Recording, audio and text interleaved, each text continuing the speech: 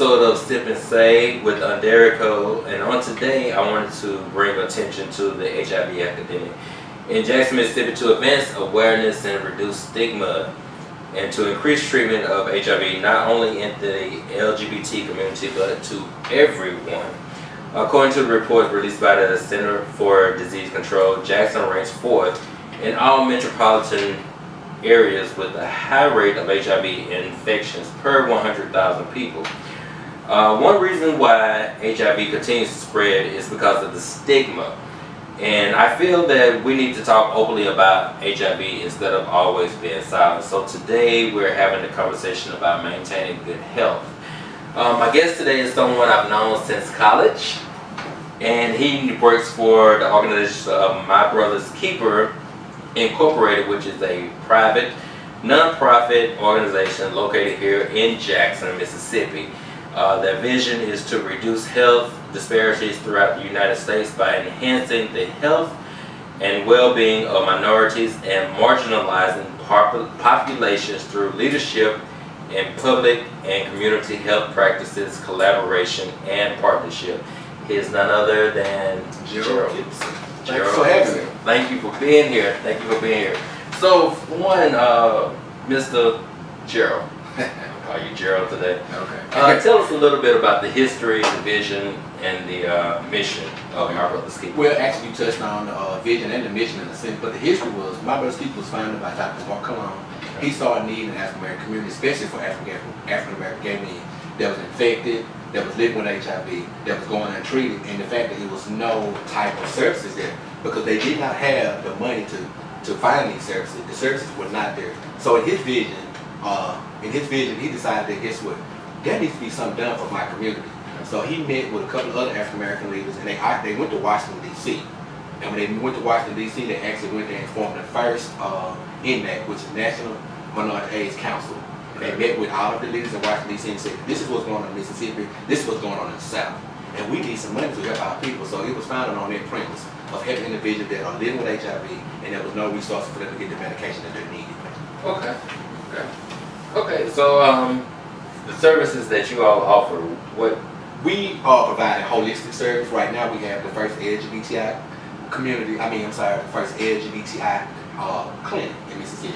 So it's the first one. And we also can expound on that because the letters LGBTI actually more or less than we think. We also have LGBTIQ, LGBTIQQ because there's so many letters in there. And the reason why so many letters in it is because we are trying to include all populations. We want everybody that has been marginalized, underserved, and disenfranchised. We want to let them know that this clinic is culturally competent to serve everyone. Okay. And as far as all the letters, now tell us what LGBT. Now I'm from the school of old, so tell us about. Okay, what I mean? Yeah. So L is for lesbian, B is for bisexual, G is for gay, T is for transgender, I is for intersex, Q is for questioning, and Q is also for queer. Okay. Now, when you say intersex, intersex is an individual that don't identify with either sex. So they feel like whatever their sexual preference is, that's their sexual preference. They don't really identify. And then you even have asexual. That's an individual that's not sexually oriented to either sex. They're not having sex with anyone. They're not sexually attracted to anybody. Okay, but it's included in. Well, it can be. It's actually a lot of other data that's coming. Intersex. Well, just said asexual. You have intersex, which also be a free spirit. They just depend on how they feel. Whatever that is. Well, I wouldn't say it like that. Okay. All right. So tell us about My Brother's Keeper. How is it funded? It's funded through multiple organizations. We're funded mainly through the CDC. We have some supplemental money that we get from the health department. We funded through MAC Foundation, Elton John. We funded through AIDS United. It's some other ones that I'm forgetting right now. We have a lot of funding that makes happen because we're a non-profit organization. So we live off of grant money, which is called soft money. Because you don't know if your grant is going to be renewed. But we know that we're doing the work, but sometimes funding can get cut. Did you remember when the government shut down? Right. Due to sequestration, we lost money then, so that's how it can go like that. It's really kind of soft money, so you really have to make the best of what you have. Okay. But we've had a great year. We've got numerous grants this year, so we've had a great year. We were able to hire an additional 15 people, so we're able to really broaden our service out in the community. Okay. So tell us what centers you all are partnership with. Okay, well, I mainly work for the Center for Community-Based Programs, which is a center where I am the manager of community-based outreach and rapid HIV testing. We go into the different communities and we give them HIV testing on the spot. HIV test is a finger prick. It only takes 15 minutes and they know their status. We also give them syphilis screening as well, which is a whole blood test. And we call them back within 7 to 10 days after the results. Okay. The other center is Center for CREEP, which is the Center for Research and Environmental Policy. That's where we do all of our data analysis, where we analyze everything from different surveys that we have, from different conventions that we have, and we put all the data together and see what are gaps in service and how can we improve in the service that we provide. And lastly, we have the I talked about it already, is the Center for Wellness, which had open arms fall up under that, which is a clinic that has been open for approximately 2 years now, which is the first LGBTI clinic in Mississippi. So tell us about Open Arms. Open Arms found on the premise that when we were getting all these surveys back and we was doing services with the LGBTI community, we realized, guess what? There is no clinic that totally caters to them where they can come in and feel comfortable. So these were all the different surveys we were getting. It was like, okay, can we get a clinic just for us? And that's when our president and CEO, Dr. Gerald Gibson, decided that, you know what, we need to see if we can meet this the service gap and try to get a clinic open. And God's willing and funding, it happened.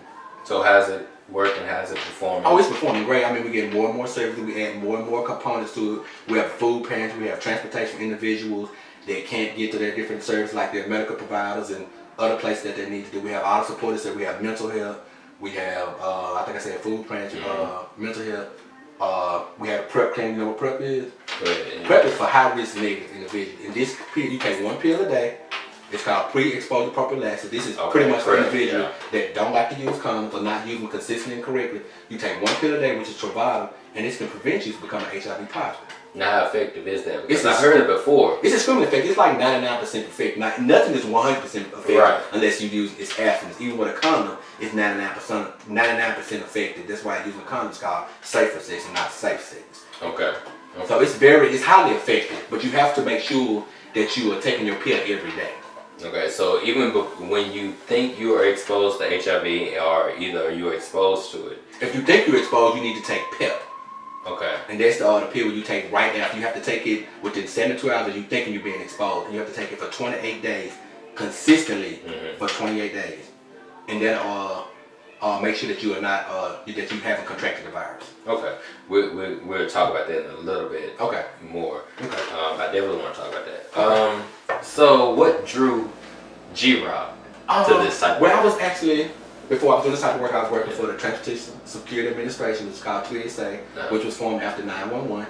But then I started working on my master's in sociology, and that's when I met Dr. Cologne, and it just seems like, you know, I'm not reaching my potential, I'm just doing something to be doing something. So after having conversations with him, he was like, okay, you should start doing this work because I see your passion. And he was totally correct. So he brought me in on the entry level, and since then I've been steadily moving up, and my passion is getting greater and greater, and my understanding of everything is so much broader, not for just the work I'm doing in the community, but for my life as a whole. Okay. What events have you all did here in Jackson? What all type of events? We host annual Jackson Black Pride all the time. We do testing events all throughout the state for the most part. These are where we go out to the community. And what we have found out, and which makes testing events so successful, is the fact that 9 times out of 10, most people are scared to go in the clinic and get tested by themselves. They already get tested in different groups. So we go to churches, anywhere you name it, churches, colleges, universities, community events, parks. I mean, we're everywhere. Wherever there's a need, we're there. So not only are you testing people of the LGBT community, we're testing the community as a whole. Yeah, when we test people in the LGBT community, we do target testing as well. Overall, we found that everyone needs to be tested. We have a focus on the LGBTI community, but we're testing everyone. No one will ever get turned away. Right. Okay. I like that. One thing that I've studied on, it said that HIV affects millions of people worldwide, people living with HIV as well as their family, friends, and partners. And by educating ourselves about HIV and AIDS, a person can better guard their health and minimize the impact of living with the virus on yourself and those that you care about. For those that don't know, HIV stands for human immunodeficiency virus. I gotta take that. It's a tongue twister. Yeah, it'll get you sometimes, but I say it all the time. And so the virus compromises the body's ability to handle diseases that may cause AIDS. That's another thing I want to talk about, because I've heard that in the past, now correct me if I'm wrong, Okay. and I've heard doctors and some other people say that they are now finding that HIV does not cause AIDS, because after being, when your T cell drop below 200. That's when that's what clinical definition provided from the CDC. That's when you get into an AIDS diagnosis. AIDS diagnosis. Right. But there have been people who have been below 200 and they've gotten on their meds and on therapy and they come back up. Yeah, but for CDC, now CDC has provided these guidelines. Once you're in an AIDS diagnosis, you're always going to be in an AIDS diagnosis. However, once you get on the right medication, like you just said, your CD4 count can rise back up. And that's the goal of HIV prevention and treatment. It's for your CD4 count to rise and your viral load to be suppressed or to be lower. Okay. And the viral load is just how much of HIV is in your body. Okay, so when it comes to viral loads and you being a certain number and then suppressed or undetectable, what's that number? Well, it depends. It depends. It's like, as long as it's under so many, I want to say 10,000 cc's or copies, I can't quite remember the number, but it's going to be low. When you above, I may be wrong because I don't have it in front of me and I see it all the time. When you're above the triple digit, like 200,000 cc's or whatever, you're not virally suppressed yet. When you get into the 5 digits, like 10,000, whatever, it may be anything below the triple digits. Okay. You're virally suppressed. Okay. And the thing about it is, a lot of people don't understand what undetectable means. Undetectable simply means that you still have the virus. Right. It's not a lot of it in your body. That's the goal for HIV treatment and prevention. But it simply means that some HIV tests won't detect it, but you still are HIV living with the disease. Exactly. It's not cured. It's just that it's not detectable by conventional HIV tests. Now, if they go in and do more extensive tests, they'll know that you're HIV living with the disease. Okay. So that's what undetectable means. Okay. So this is a slow process, and positive people may have symptoms, may not have symptoms for over decades. That's so true. Once you are exposed to it, once you are sexually active, and whether it's with a condom or without a condom, you would recommend them to go get tested. Yeah, it only takes 15 minutes to know your status. I would want anybody that's sexually active to know your status. And the thing about it is, what we're learning is, they're thinking about high risk. Now, high risk, most people, you think of high risk, they think about individuals like a man who's having sex with a man, or what the term is called MSM. And that's just to make it like, that not necessarily mean you're gay. You may be engaged in this sexual behavior for other reasons. You know why? I may be engaged in it all the time, you may be engaged for other reasons. So those are individuals that, man who having sex with a man, individual having multiple sex partners, if you're a drug user, you are considered high risk. But what we're coming to find out is the fact that other individuals are not disclosing their risk, so they may be at high risk as well. So everyone needs to get tested. Everyone, like you just said, that's sexually active needs to get tested. We have an individual as young as 12 years old that's been diagnosed with HIV in Mississippi. Wow, really? Yes. Wow. Wow. So that's the reality. In 13 to 24 is the fastest age group of newly infected HIV clients in Mississippi. 13 to 24. And the number to me, I guess, it's shocking to me, because even though I know that you may have some 13, 12-year-olds that are sexually active and they're not necessarily thinking about this virus. Well, they're not thinking about anything. They're succumbing to peer pressure. Then we have to think about social media. We have to think about just television and media, period. Sex sells. So it's sex everywhere you go. If you make a mistake and hit the wrong button on your phone, it's going to pop up with some type of sexual ad. And they may not be looking for it. So that's why I tell parents, you have to educate your children. Because if you don't educate them, they're going to get educated somewhere. It's going to be the wrong education. Because peer pressure is something serious, as well as social media. They have access to too much information that's the wrong information. So what we have to do as parents now, we have to educate our kids. When they come here, my sister, she has 3 kids, and I like the way she's open with them. When they come up with any question, she don't give them the embarrassing speech anymore, because that's not working. You have to drum it down and be honest with them and talk to them about what sex act is and what are the consequences. And that's the thing they don't know, because a lot of kids out here don't think oral sex is sex, and they don't think anal sex is sex. Exactly. Exactly, and I've heard that it's so many times. I do presentations in high schools all the time, and they don't think they're sex. It's sex. It is sex. Wow, you have just shocked me with that one. I ain't gonna say. We talked about what HIV stands for as human immunodeficiency virus, and AIDS stands for acquired immune deficiency syndrome. Okay, so what's the difference between the virus and the syndrome? Let me ask you this before we go any further. Okay, the virus is a collection. The syndrome is the disease itself. Okay. So when you're dealing with the virus is, you can tolerate it. With both of them you can live. But the thing about it is, the whole goal of HIV prevention is you never have to get to an AIDS diagnosis. We're trying to get you out there because you have There's no such thing. Have you ever heard the term full-blown AIDS? Yes. No such thing as full-blown AIDS. It's advanced HIV. It's advanced AIDS disease. And again, we talk about HIV is the virus and AIDS is the disease. When we talk about AIDS, you don't die from AIDS. You die from complications of AIDS because your immune system is at a point where it can't withstand anything, not even a common cold. Right. And that's the issue right there. So you have gotten that stage. And the thing about it is, people that are living with HIV or AIDS need to make sure they take their flu shot. They need to make sure they're taking their medication. It's actually people like us that are HIV negative. I don't know your status, but I'm HIV negative. We are more harmful to them than they are to us. Because we may pass on a disease that our body can handle, like the cold or something that their body can't handle because their immune system is compromised. Right. So it's not that they are more, it's not that they are with casual contact what I'm trying to talk about.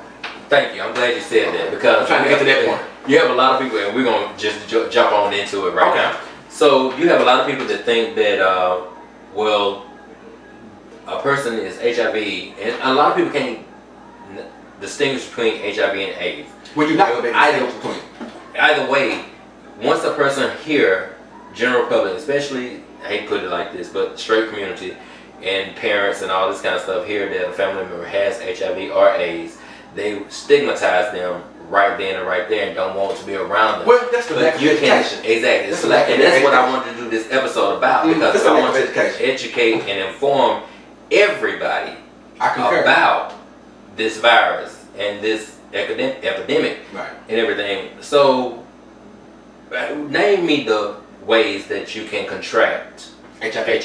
HIV, the bodily fluids is through blood, semen, breast milk, vaginal secretion, and now it's coming out that this, I'm just finding out myself, rectal fluids. Okay. This is something that, and I studied today before I was coming on the show because I just got information on it, and it's through rectal fluids. Also, another issue for individuals, for men, if they are uncircumcised, they have to be extremely careful and be extremely clean because that foreskin holds bacteria that can lead to STDs and HIV as well. Right. So different studies are coming out about that. And of course, these are just breaking studies, but it's something that we have to really think about. Of course, I'm going to continue to do research on it, but rectal fluids, individuals did not know about that. So that was not even in any presentation up until now. I'm talking about like recently, extremely recently, because I just found out about it like this week. But see, it seemed like that should have already been a something that they should have been looking into because it is a fluid, a secretion of the body. Now with saliva, I know that's a secretion of the body, but they say it's so little copies that can be in saliva. As far as person kissing one another, it cannot be.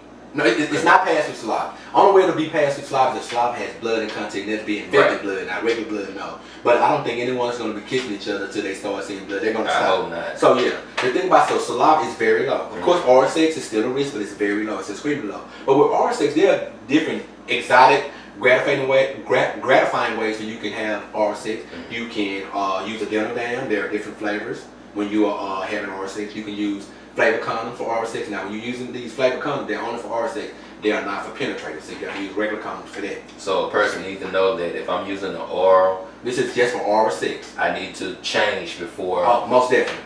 Most definitely. Okay. Okay. So let me ask you this, and I know I'm fixing to get a little bit, maybe graphic and all this kind of stuff. Now, if you go graphic, I can go graphic. Now you have a lot of women that are trying new things.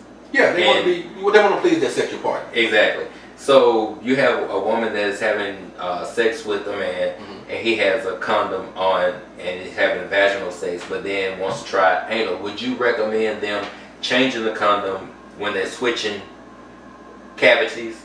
Well, not necessarily. It's that they're switching partners. They're switching because you are already dealing with. If it's in one part of the body, now if it's HIV, it's already there. So not necessarily when you're switching cavities. Now, if you're switching partners, and if you're using sex toys on different people, you need to make sure that you're switching out condoms but cleaning the sex toy, because sex toys hold the virus as well. Right. The marshal. So how long can HIV live outside of the body? HIV does not live outside of the body. HIV has to have something to latch on to. Okay. So it doesn't live outside the body. HIV is like this. Once it gets inside the body, it gets real small. Outside of the body, it's dumb. It's dumb. It's really dumb. Okay. It can't last outside the body. But inside the body, it replicates so fast because it has to have something to latch on to. And it can't mutate. It does mutate. Okay. It replicates so fast. And see, when we talk about certain parts of the body where HIV get in, it's the mucous membrane. We're talking about the lining of your mouth, I mean, just all of your mucous membrane parts, like your pink parts, your urethra, your rectum area, your vaginal area, and your mouth. These are your pink parts. These are soft areas of the body where your CD4 count jumps up to protect you. Yeah. And that's how HIV latches on to that. Now, what we found out, and this is another research that we found out, like in Europeans, like 1% of Europeans don't have this CCR5 receptor, so HIV can't latch on to anything to get in their body. And they started to do more research around that. And the reason why there's not a cure for HIV yet, because HIV goes in your body and kind of hide in the reservoir. It kind of hides in there. You may think that the medication, of course, is going to maintain it where it can't replicate. But that's why it's just not a cure yet. But honestly, in my opinion, a cure is coming soon. But in the meantime, because we don't know when that will be, individuals have to protect themselves. You have to have open and honest conversation. And that leads to the thing I was telling you about. I know stigma is a major issue, but the other issue in the community as a whole is what? What's the one thing besides communication? What's the one thing everybody wants in life besides wanting to be rich and things like that? What else does a person really want? Be happy. Be happy. Be loved. Yeah. Love. Look for love in all the wrong places. And that's the problem. Because for one, I want to be loved by this individual. I don't even ask the individual their status. I just go on what they say. If they want to have sex without a condom, we're going to have sex without a condom. The whole why, one, they may know they're HIV positive, or they may not know their status at all. Looking at the situation from the fact that if we're having unprotected sex, you can have unprotected sex before you've been. This is your behavior. So the love factor is everybody really wants love, and you really believe that individual because you solely wants to be with them. You believe this individual for what they say, and that goes to married couples as well. Everybody wants to be loved, so I'm really trusting this individual, and this individual is sometimes lying to me or don't know the HIV status. And there's a lot of red flags because right now we have couple testing. If you and I was a couple, we can go in and get tested together right now. Like, we'll see what's going on. That's what. If I'm going into a new relationship, that's what I would want to do. And that's the same thing with me. If I'm going into a new relationship, I want to go ahead and I hate to say it like this, but I'm from the school. I need to know. We need to have this communication. And in my opinion, communication is key. And that's one thing that I feel like we need to talk about. When's the last time you was tested? What was your result?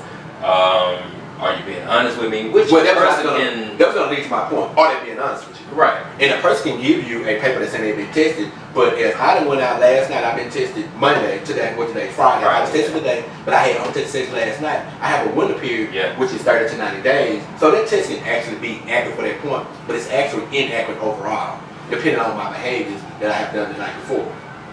Wow. I don't want to scare it about it and say that it's the scariest thing, but it's to me it's about communication. You gotta talk about honest communication. You got to honest communication. Honest communication. Because then again, we talked about let's go and get tested together. We're gonna get tested together. We both can be negative, but if I'm stepping out, the other people are stepping out. Yeah. If it's nothing there, you can't bring anything back. True. But if somebody steps out and it's pot 9 times 10 and they're not using condoms, or making safe sex practices, they're gonna bring something back. So it's about, do you really know that individual? Is always that question there. You know, do you really know them? And even after a number of years, you can be with a person. And still don't know. Still don't know. You meet a person representative way before you meet them. Exactly. You don't meet them until possibly depending on if they drink, you might meet the other person. If they're around their friends, they think you're not paying attention. There's a lot of different scenarios going to that really meeting a person. So it goes back to when a person show you and tell you who they are from the beginning, believe them. Believe them. Believe them. A person with AIDS, and that's the final stage of HIV? That's it's the final stage. Okay, it basically is after the immune system becomes unable to defend itself against foreign invaders like bacteria, viruses, and fungus, which you elaborated on just a few minutes ago.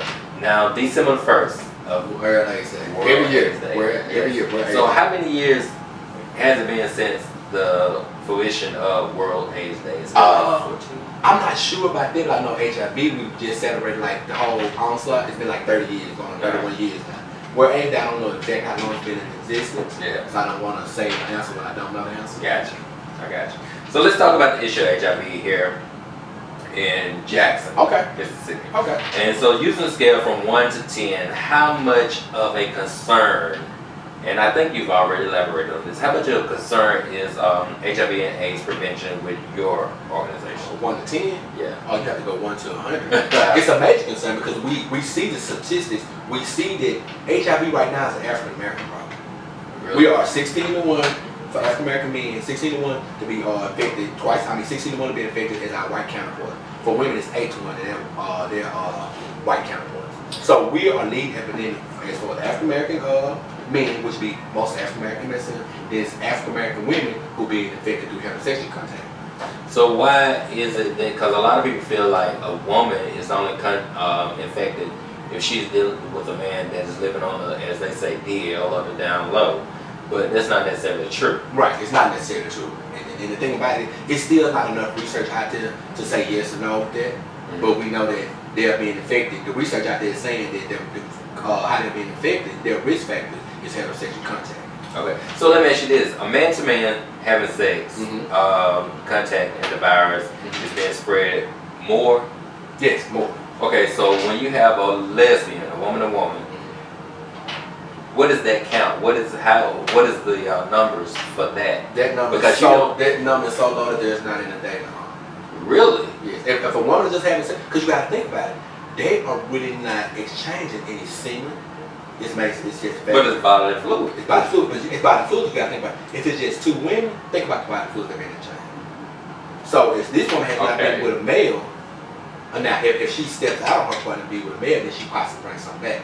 Now the problem in the lesbian community is not HIV; it's the fact that they are not getting regular pap smears, which is leading to cervical cancer.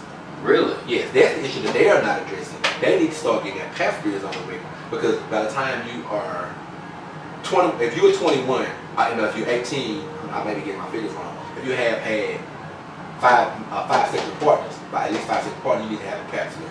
No, I'm wrong. It's 21 when you start having a pap smear. And after that's about how many children you have, and then other risk factors, like your family having a history of any type of cancer and things like that. Then you just need to start having on a regular basis. But you don't hear a lot about this conversation. Well, people that's not privy to it don't talk about it. Wow. But that's why a conversation like this is so great. We can put all the information on the table. We can give everybody the help they need. Like for the transgender community, their problem was getting illegal hormones that was killing them. Right. Now that we have the clinic, they can come in to be assessed, because the first thing, before they can even get on hormone, they have to be assessed mentally. Are you ready to make this change? You're transition either from a man to a woman or a woman to a man. Are you really ready to make this? So they have to be assessed by a mental health professional. Her name is Carrie. She is great, by the way. So you have a that's one of our components of the healthcare center. Okay. Open Arms Healthcare Center. We have a mental health professional on site at least 3 or 4 days a week. Okay. And we make appointments, make sure you get in and out. So individuals right now, we're seeing at least 60 transgender individuals, and these individuals are actually seeing how it is to be first going to a place where you can be accepted for whoever you are. Now, did you say 6 or 60? 60, at least 60 in Jackson. In Jackson, at least at our clinic alone. Wow. And yeah, it may be more. So we're seeing at least 60 transgender individuals. And these individuals are going to a place where they can feel comfortable. Yeah. They can feel accepted. Yeah. They can feel loved. And they can be like, if this is where I want to be, I have this opportunity to be able to be this individual without going through these illegal hormones. Because I really want this. Now, before we had the clinic, we are nowhere else they can get it in Mississippi. They don't have the resources to be able to go out of the state and get it legally. So guess what? We're going to get these toxic injections, like I can't even think, I forgot some of the things that they would get injected in their body. But things that were potentially killing them, as well as some of them are living with HIV. So that's your body, your immune system already compromised. You don't need to put another toxin in your body. Right. But guess what? This is who I am as an individual. I can't function without being who I am. Right. So you know what I'm saying? If you don't understand that your mindset is you're a man on the outside, but you live as a woman on the inside, you can't function. You're not functioning. You really need to be who you are as an individual.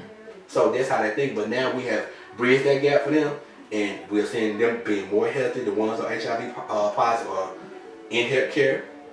They're compliant. A lot of them are virally suppressed. They're retained in care. We have case managers. We have patient navigators. We're looking at the individual from a holistic perspective. Whoever you want to be, then we're going to help you get there. Wow. So this is all through MBK? It's all through MBK, and Open Arms is the place that we're able to center it. Wow. I'm actually learning a lot this afternoon. Let's talk about, well, we talked about the services that your organization provides and all this kind of stuff, but let's talk about early detection. How important extremely important. I could jump up and do a backflip. It's so important because when you get that early detection, it stops you from even getting to any diagnosis. Because the thing about it, HIV is nothing but a chronic disease now. Right. Like It's diabetes, scary. you know what I'm saying? Anything like that, it's just a chronic disease. That's the way we label it. And the way we want to look at it, like once again, is from a holistic perspective and making it a standard of care. Everybody should get a routine HIV test, depending on how sexually active you are. So you all heard that he said that HIV is now just a chronic disease. It's manageable. It's manageable. Because I've heard a doctor, and that's a good friend of mine. He told me that, which, you know, I'm not going to elaborate on everything that he said, but he said that he would rather say that he had HIV than diabetes. It's more manageable. It's more, diabetes fluctuates. Only thing about HIV is you have to take your regimen or your highly antiviral therapy every day, once a day. It's one pill now, maybe 2 pills now. Yeah. That's not a lot. Back in the 80s when they first came on, they would have to take like 30 pills. It was a cocktail. They really had a lot to take. Because it's one movie that I watched. I probably watched it too, but I watched them all. It's My Party. Yes, I watched it, and the band played on. It's so many. Yes, and he killed himself. Yes, because he wanted to die with dignity. And the thing about it now, the realistic point is, it's a horrible death. It's horrible because it really damages your body depending on what type of complication you may have. A lot of times, individuals develop the cancers, which is corpus sarcoma, or just anything, pneumonia, and it is really very damaging. And seeing a person die from AIDS, you don't want to see that. That's why we try to prevent it as much as possible. Now, what the CDC and with President Obama with the AIDS strategy is treatment as prevention. Now, what we're learning is if we get an individual into care and that individual gets virally suppressed, that they will not transmit the HIV virus as quickly as they had before, even now. So that number is like 97, 98% that they won't. Well, it's just screaming high. I don't know the exact percentage, but it's in the 90s. Because I've read about that and said that a person that is HIV positive and virally suppressed, and they are virally suppressed, or as some people say, undetectable. Yeah, same difference. Same difference. Same difference. And they are on their regimens like they're supposed to be, one pill a day, and doing what they need to do. And they are sexually active. They can still be sexually active. It's no need not to be sexually active. Some people feel like, okay, once they contract the disease. Now, I'm not going to lie to you. Back in college days, I'm not going to lie, and before pre-college days, I always said that if I ever contracted the virus or the disease, I would kill myself. That was my mentality of it. But once I've gotten older, excuse me, so that was your ignorance. You didn't know that. I didn't know. Ignorance is just lack of education. Yes. That's all ignorance is, lack of education. Exactly. And you didn't know that, but I understand. But, you know, up to now, being 27 years old. Right, exactly. I got you. Right. Subtracting a couple of years. Yeah, right. You look 27, by the way. Oh, thank you. I appreciate that. You're welcome. So, now that I've learned about it and everything, I'm learning from many people that it's manageable, like you just totally said. manageable. And you see people walking around here every day, you would never know. You can't look at an individual and tell that's a myth. We're trying to dispel all the myths. You cannot contract HIV from casual contact. This casual contact. I could drink right behind you out of that glass, and still we'll both be good. Right. That's casual contact. Casual contact. Drinking behind somebody, sitting next to somebody, sitting, right, touching, hugging, swimming in the same swimming pool, using the same toilet. All of that is casual contact. It's no body fluids being exchanged. Exactly. Well, kissing is saliva. Saliva, the percentage is so low, it has to be so high in blood content for HIV to be present. Thank you. I'm so happy for this. Well, I think it's information that everyone needs because a lot of people still don't know. Right. And that they're still living in ignorance and fear. And ignorance and fear is what fuels stigma. That's when you take an individual out of a certain group and you think that this is what's going to happen because you don't understand. That's stigma. You marginalize and you putting this on a bunch of people because of your lack of knowledge, in other words. And stigma fuels everything. But in Mississippi, we got to think about it as African Americans. What is our biggest thing that we hold on to? Our religion. Yeah. But we also use it as a crutch. We use it as a crutch to say, you know what, you're an abomination if you are gay. You're an abomination if you're not an abomination, you deserve to be HIV positive because you're gay. I've heard that before. And this is another issue for parents now. You're putting your kids in harm's way. In other words, you're throwing them out, which is called family rejection. Guess what? I don't have any skills yet to survive on my own. I'm not ready to survive on my own yet. I still need my parents. So hey, I'm gonna go out here. I have no skills. What you think I'm gonna do? I'm gonna go have sex for money. Yeah, exactly. I gotta live. I gotta live. It's called survival sex. Survival sex is fueling the epidemic because when you come to me and you need my money, if I'm the individual that's holding out the power, you gotta have sex the way I want you to have it. I don't want to use no damn. And I may sell you to a friend. Whatever. And because so the parent need to take a. I'm sorry, because the parents, in my opinion, need to take a long look at that sale. And this is what you put in your kids. And it makes me think about what the governor. Our governor. Y'all's governor. Oh, but yeah, your I don't have one. I don't, right. Thank you.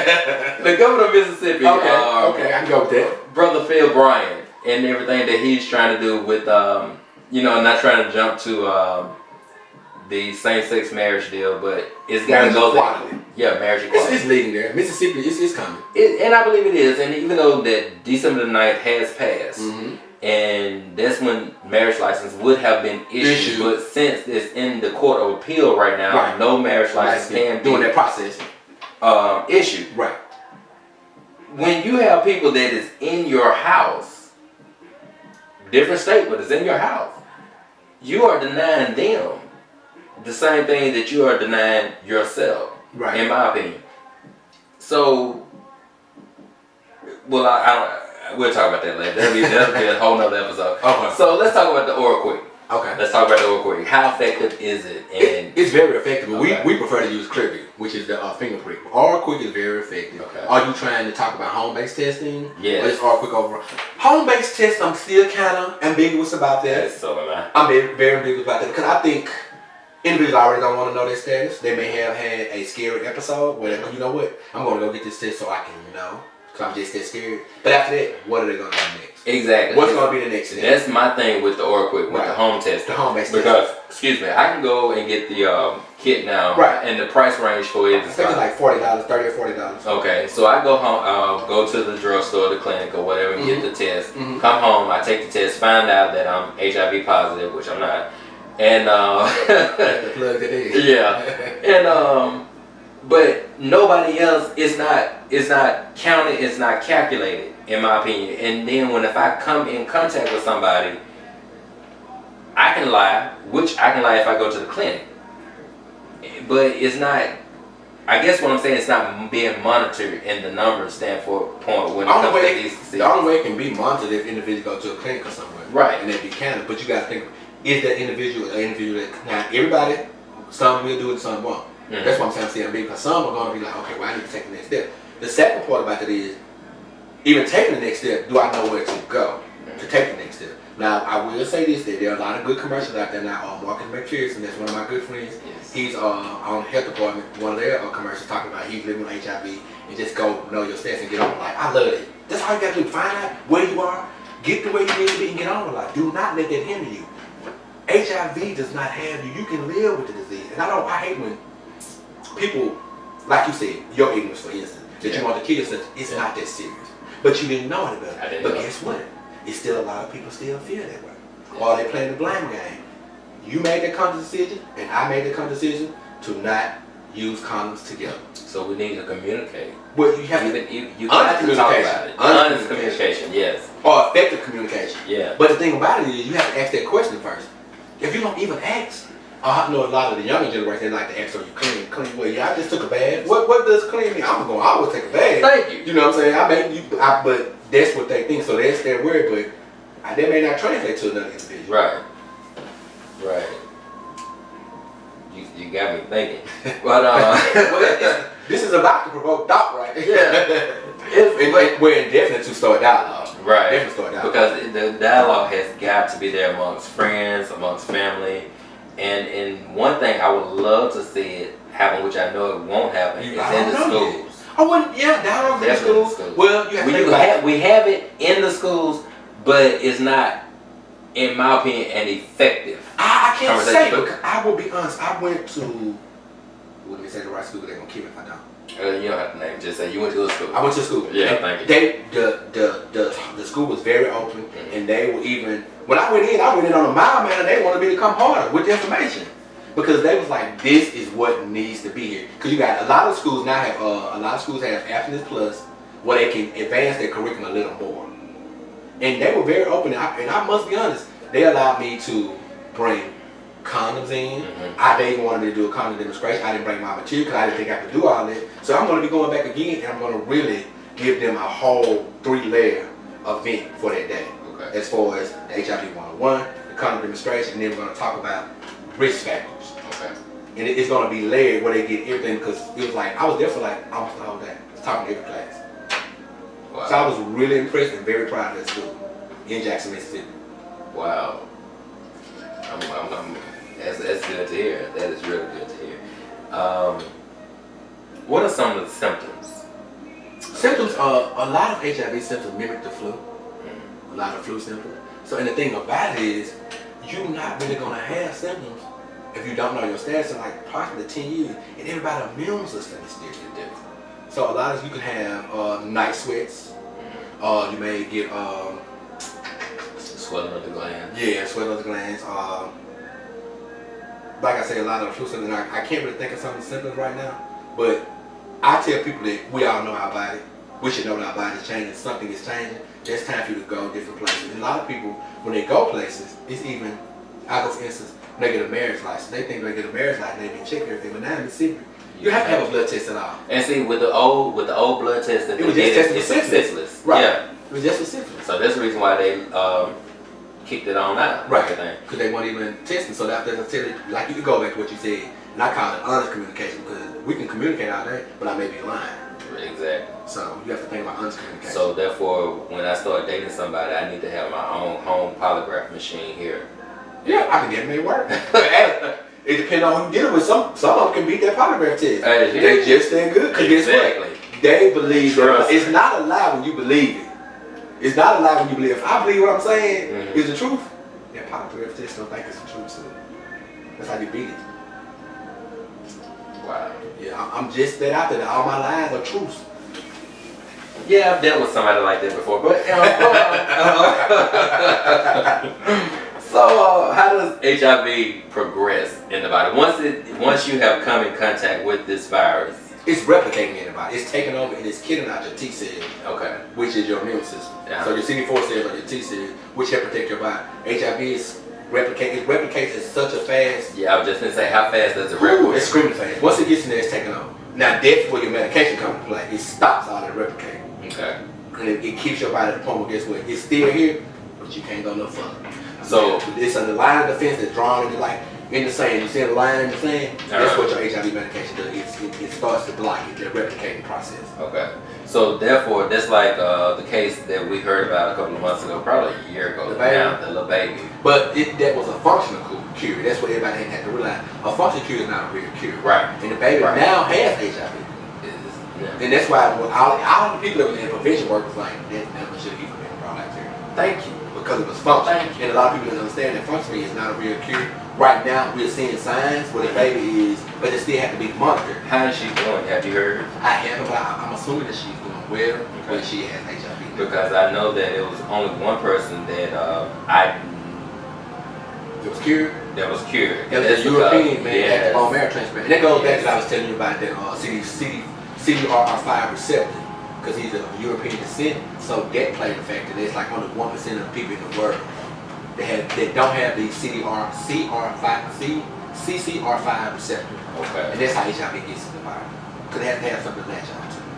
Okay. And get back into the body. And that part is a part of your CD4 cell. So the myth of what people have always said that it started from monkeys and all this kind of stuff. That's actually true. It started from primates. It was the fact that individuals, that's true. That's the history of it. It started from primates. Individuals were eating monkey meat and things like that, and that's how it started. So that's true. Wow, really? Yes, that's true. From primates. Wow. So I'm learning a lot on this afternoon. Let's play this little game right quick. Okay. Okay, myth or fact. And just tell me a myth or a fact about this. HIV is a death sentence. Myth. Okay. It doesn't have to be a death sentence. Okay. So I guess that could be either or. It doesn't have to be a death sentence if you get on your antiviral therapy and take your medications consistently and correctly. So if an individual does that, it's a myth. If an individual doesn't and think they can ignore it and run from it, it's a death sentence. So let me ask you this, since we talk about that, now I know somebody who's been HIV positive for, I think next year will be 10 years, 10, 11 years, Okay. if not longer. Mm-hmm. Never been on treatment. Have a couple of bumps in the road every now and then. What would you suggest to that person? I would suggest to that individual, because of course you can live without signs and symptoms on 10 years, so they come up on that 10-year window, Yeah. they can look for a lot of major complications coming into play now. They're at that point where it's going to start happening. That it has really got to the point where the immune system is going to start breaking down. I would suggest for the individual to please consult a medical professional and to see what the next step they need to take. Go ahead and do all the genotype and all the blood tests they need to go through and see what's the next step, because if they don't, they're going to see their body start breaking down. Because their immune system is definitely compromised. And it goes back, you can live up to 10 years. Right. So they own their threshold right now. Well, we'll come back to that. We'll Okay. start there. Myth or fact? HIV only affects gay men and drug users.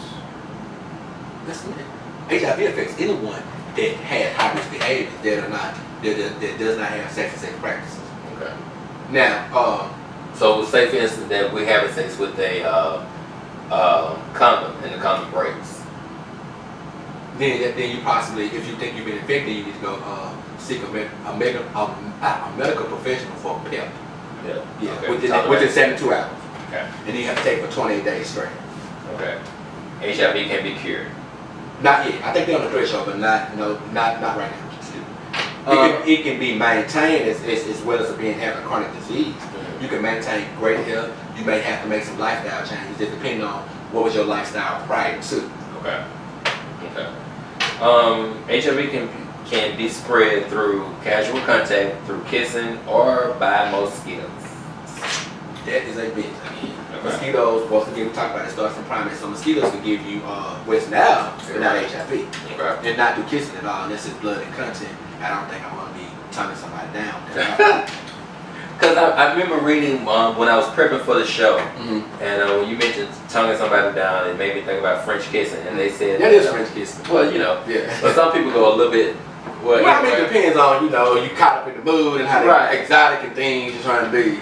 you know. Yeah. But they said that in the article that I read that they would not, if a person is negative and positive, they would not they would recommend kissing, but they would not recommend tongue kissing for a long period of time. Why not? I don't know. That's just Nah, that's cool. one of the. That's one of them. HIV is not spread through saliva. Okay. Tongue each other down if you want to. That's almost safer sex practice. As long as you start, when you get into anything deeper, put a condom there. You'll bury that. If you're going to, have oral sex anally, use your dinner down, as well as if you're going to have oral sex orally, use you flavor condom. Okay. You're going to have penetrative sex, put on a male or a female condom. Either or, you can't use two condoms at once. That causes friction and you doing yourself a disservice because the condom's not perfect. And for any type of sex, even with a female, also you need to use water-based lubricant, because sometimes the vagina can get dry as well. Lube back up. Sex is good, but you want to have what we call good friction. Let me ask you this. Go I'm ahead. glad you said that. Now, okay, man-to-man sex. Man to man, I like that. Man on man, Man on man. All right now. And everything. So, you having sex, and of course, it's got to be a lubricant there. It's got to be. You need a lubricant. You got to be something. And what type of lubricant would you prefer? Water-based. As long as it's water-based. You don't need to use lotion. You don't need to use Crisco. You don't need to use cocoa butter.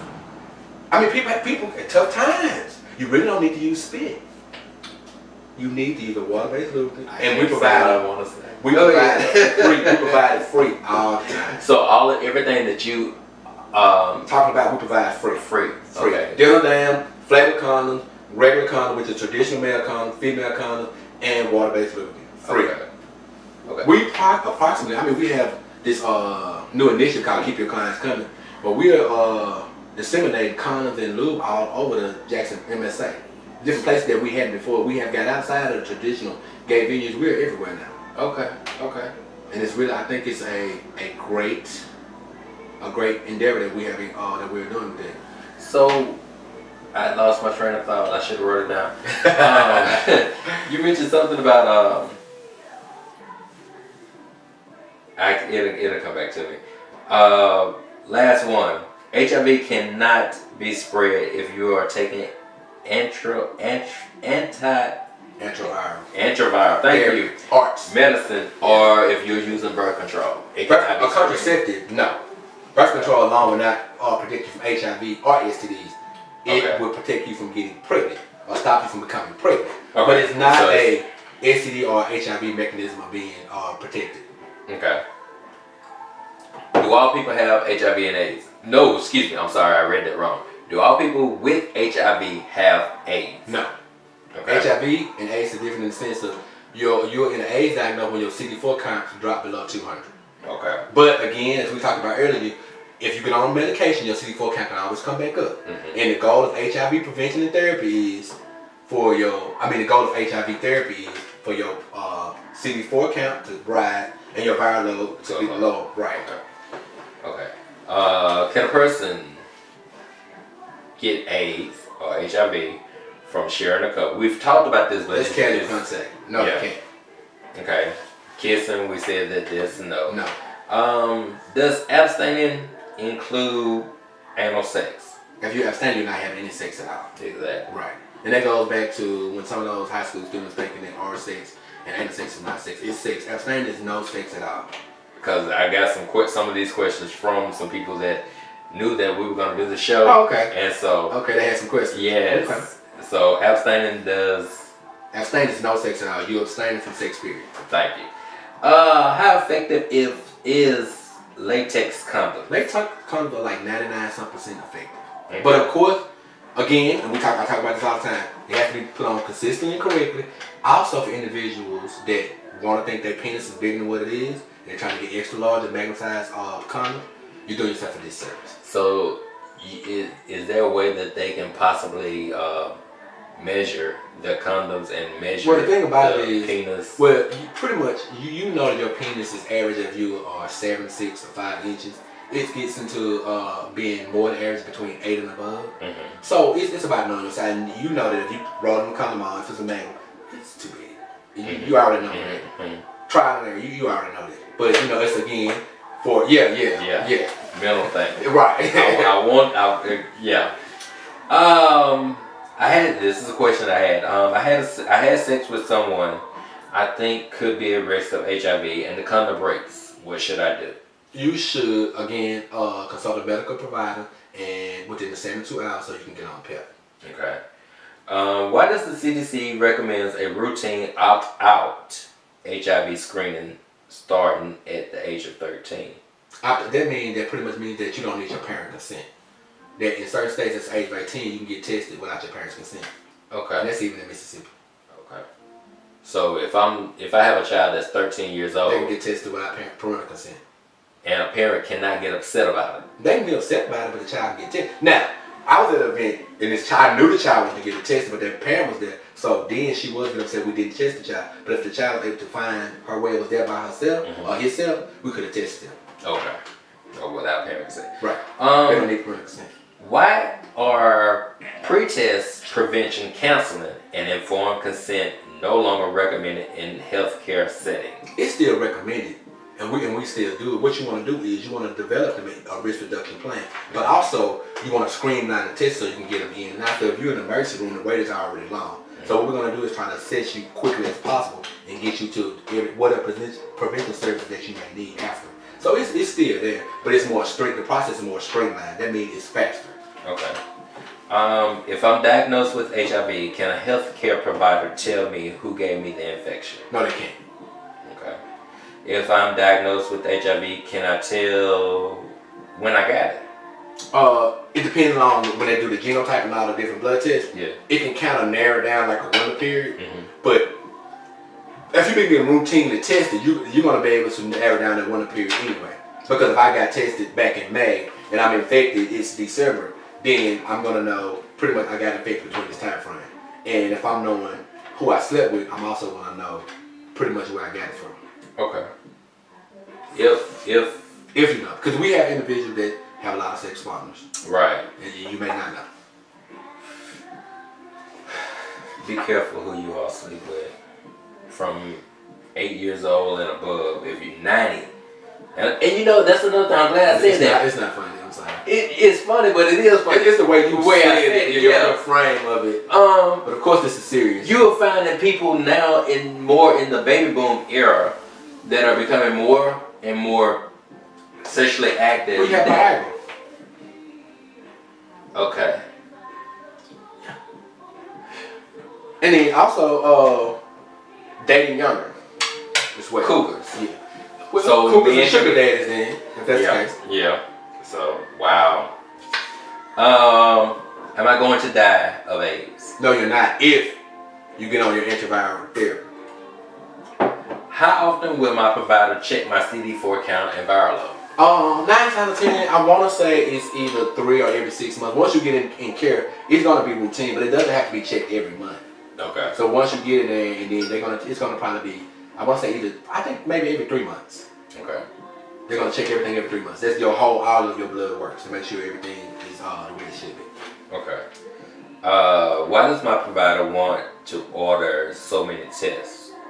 Because as far as with the blood work, I guess. yeah, because they are testing for everything. They need to see this. They need to also see you may be resistant to some medication, and that'll be possible how you infected. That's kind of a way they can track how you infected, because the individual that infected you, was taking Truvada or whatever, then your body's going to be resistant to that.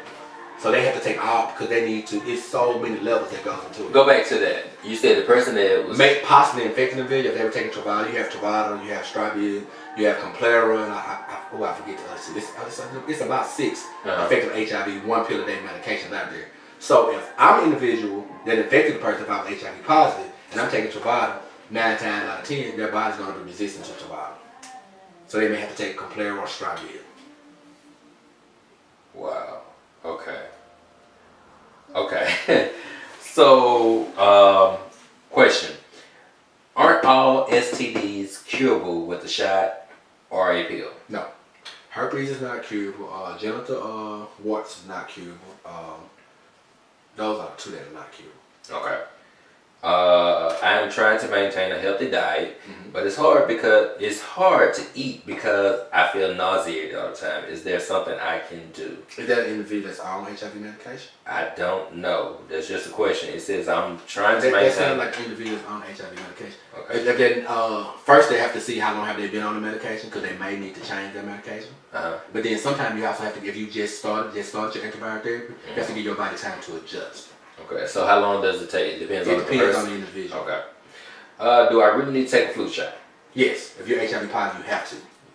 You You have to. And the HIV positive individual, pregnant women, things like that. I want to say they even are mandated for prison because they're in such close confinement. So you mentioned a pregnant woman. It makes me think about the episode of Oprah some years ago. The woman contracted HIV from her ex-husband, but she divorced him, got married to another man. She became pregnant.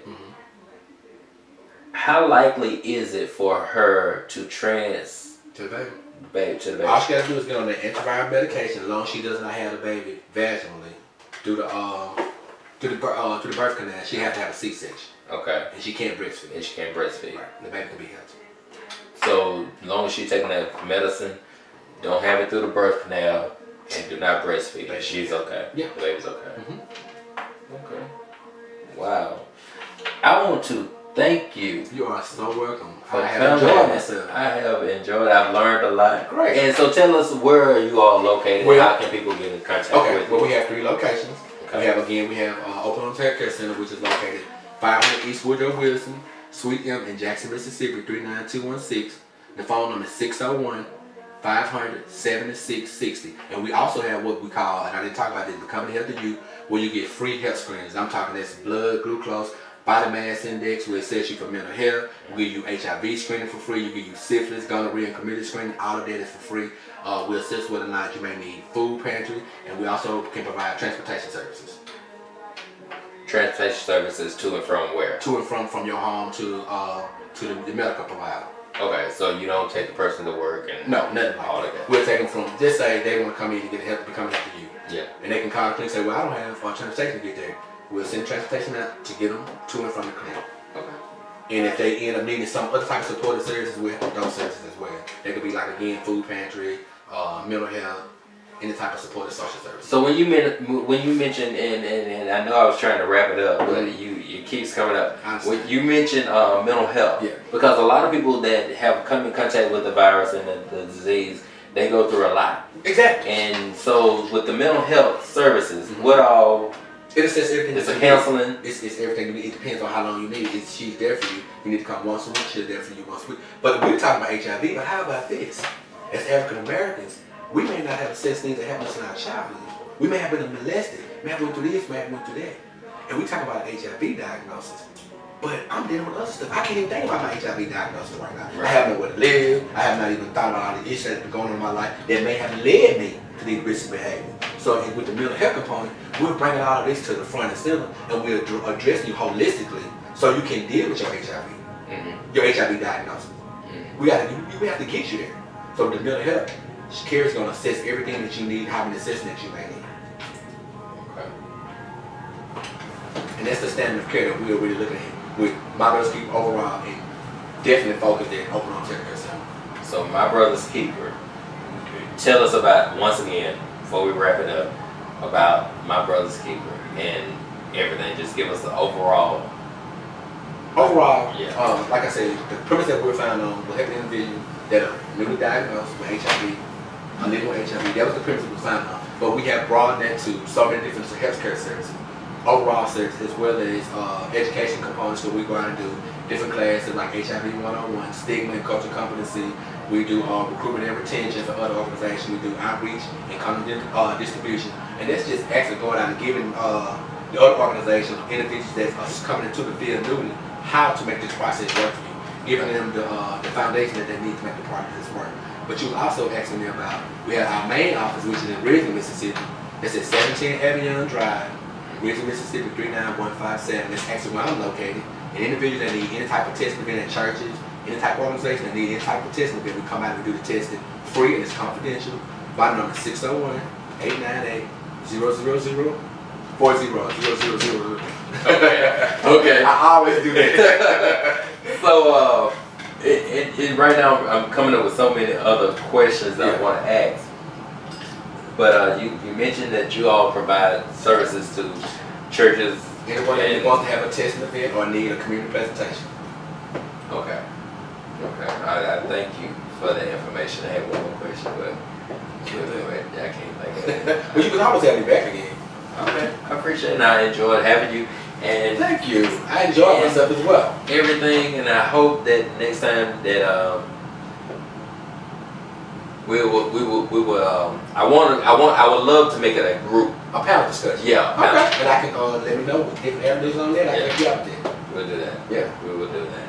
And I thank you. Because I know individuals that are living with HIV that don't mind sharing their stories. No, I know that don't mind sharing their stories. As well as we have other organizations that we collaborate with that don't mind coming in and being part of the discussion. Just let me know. I got you. Well, trust me, it will be so. Because I feel like it's something that it is a conversation that needs to be had. Right. And there's so much more to discuss. Yes, and the stigma needs to be curtailed. Thank you. Hopefully eliminated. Thank you. And that's what awareness and education. Because even like during the holidays, last holiday just passed was Thanksgiving, and a teenager that I know had came out to his family and pretty much didn't have anywhere to go. Family rejection. That's right. We talked about that. Yeah, we talked about that. And that family just put that teenager in harm's way, right into the path of HIV. Yeah. That's what that family did. Yeah. And now, you telling me that you're a parent and you can't love their kids for who they are, I don't understand it. I'm not a parent, but I don't understand it. I can't get it. That's one thing I can say that I love about my family. It took me a long time to come in to myself. I understand. It took me a while to understand. You know me from back in 1998 and all this kind of stuff. Mr. gave all that to you. You just feel too much lifted on the table. So goodness. It was a hard pill to swallow for myself, but I thank God for the family that I have to be. I know I do. I know I do. I'm not gonna say that they were accepting at first of it, but they love me and they never shun me out, and they never put me out and never wanted to get rid of me and all this kind of stuff. Yeah.